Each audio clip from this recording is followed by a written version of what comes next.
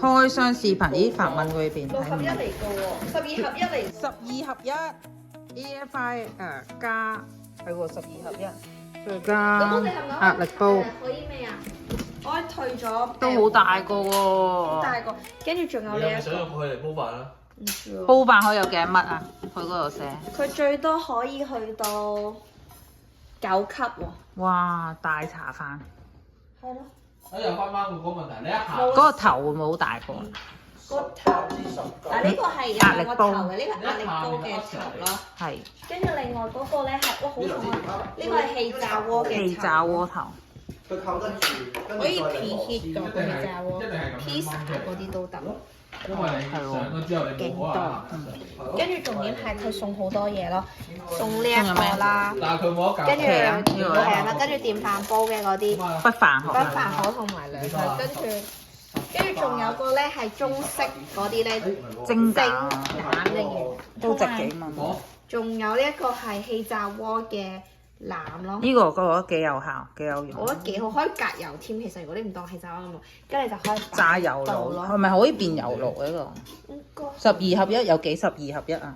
佢係話有氣炸飯，跟住湯pressure cook，跟住可以烤。湯唔係 pressure cook，哦，係咪呢度等於12盒12種啊？1、2、4、5、6，係喎，呢度有12種，呢12種。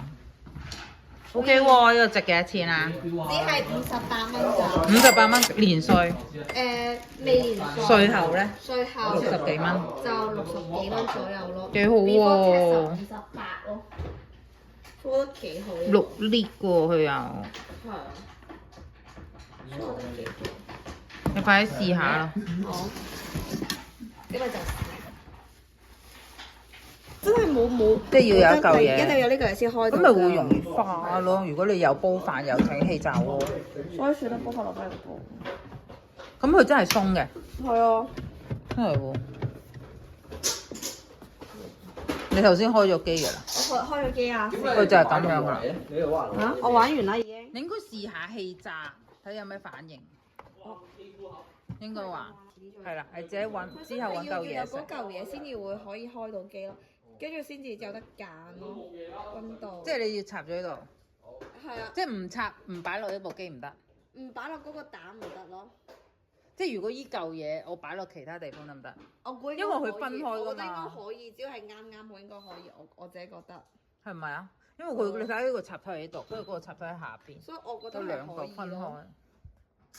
咩 DIY？ 咩 DIY？ 唔知 DIY 嘅溫度啊？我估係嗰嚿嘢吧。